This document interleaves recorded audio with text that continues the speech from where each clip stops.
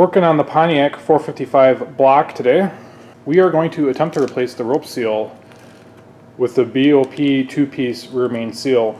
We just took the rear cap off. There was some debate, so I'm more comfortable just working with the one cap and not screwing with the other stuff if I can help it.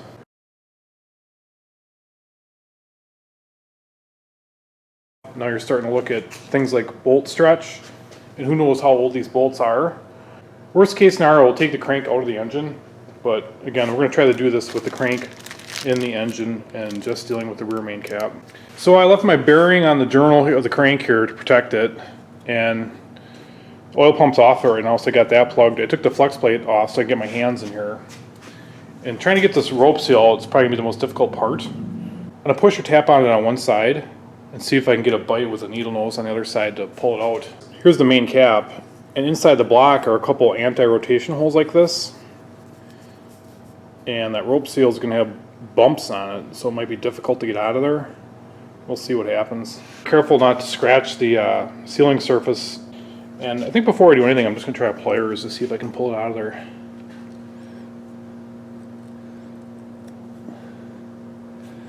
Fat chance, I suppose. Oh, it's moving. Oh. It moved. Quite a bit.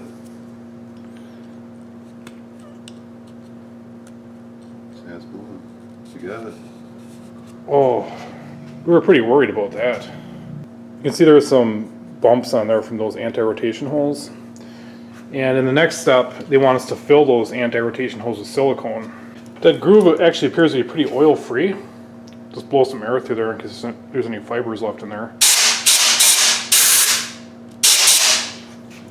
Nothing really came out. We are following the in-crank installation instructions from BOP. Pretty good instructions. So when the seal goes in, this lip is going to be facing that direction, so any oil pressure will help seal it. I put a thin film of oil on the sealing lip there. I'm going to install it right now to see how much sticks out. There's supposed to be 5 to 20 thousandths. If there's any more, they said you're supposed to trim it.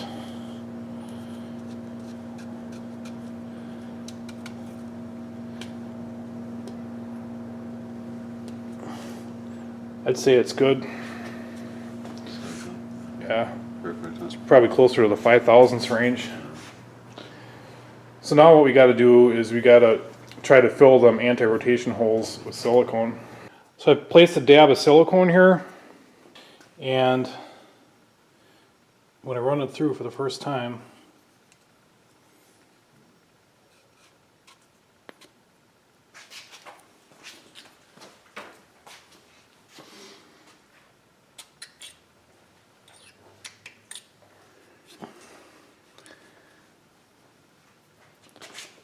I'll repeat that process 5 times for each side, per the instructions. Because I really want to make sure those anti-rotation holes are filled. This is going to be a messy affair here.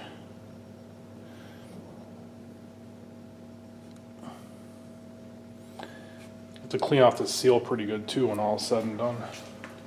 Alright, that's 5 times from both sides with the silicone. I'm going to clean up the seal now, in the groove here and everywhere else, and I'm going to pass it through there using it as a squeegee to get excess silicone out.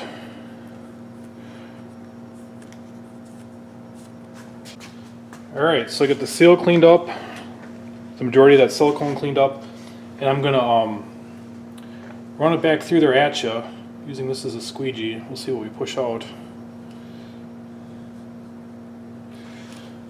Not too much, a little bit.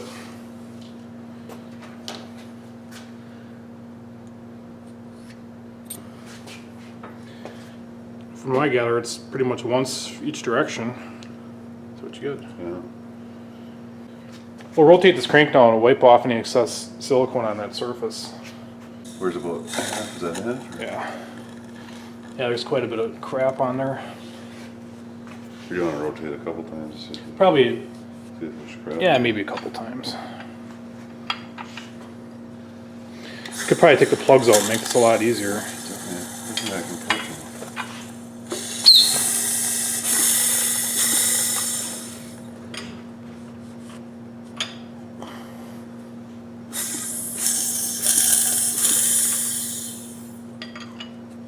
I just keep getting more and more crap.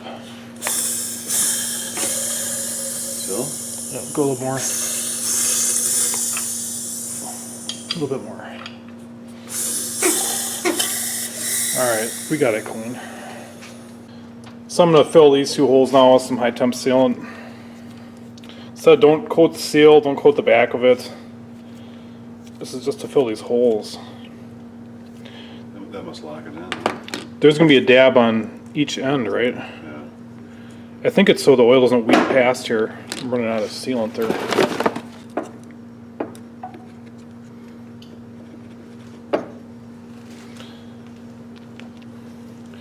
Probably a bit much, but I'm going to use a seal to kind of shape it.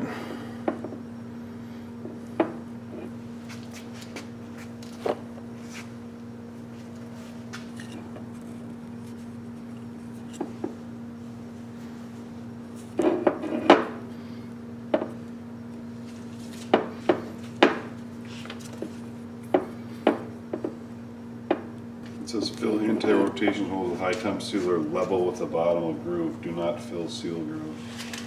Yep. So I'll have to clean all this other stuff out here.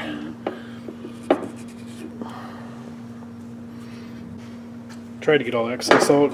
Easier said than done. I'm going to re-clean off my seal here so I don't have all this silicone in the groove. So I got the seal all wiped down. I got this groove cleaned out. This groove will face the front of the engine. And I'm going to put a light coat of oil on here and install it into the block. So groove towards the front.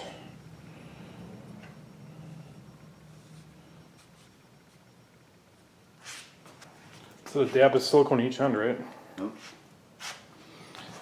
Dab of silicone each mating end.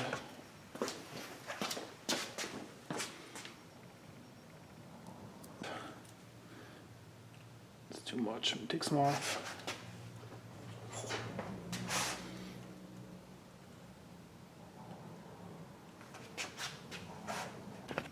I got this seal oiled up. Put it in the correct direction here. It was sized pretty good. So I cleaned up my bearing cap and my bearing. I wanted to put a new bearing in there, but you could buy the whole set. You can't just buy the one bearing. So I'm just gonna run the bearing I got. I mean, the motor had acceptable oil pressure, so I'm not really worried about it.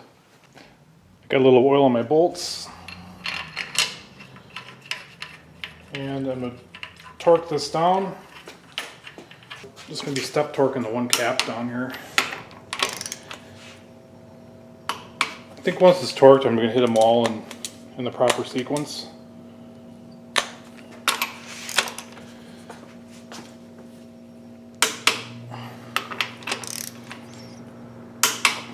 Just to try to make sure that everything's okay. I was once using a used bolt like this and it snapped on me, torquing it down. I became a fan of ARP hardware after that.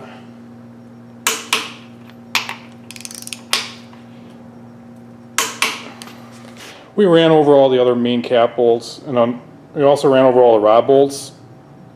Nothing even moved, so I think we're going to be fine with this. Per the instructions, you want to let this sit overnight now so that sealant can set up. That's all for now. Thanks for watching.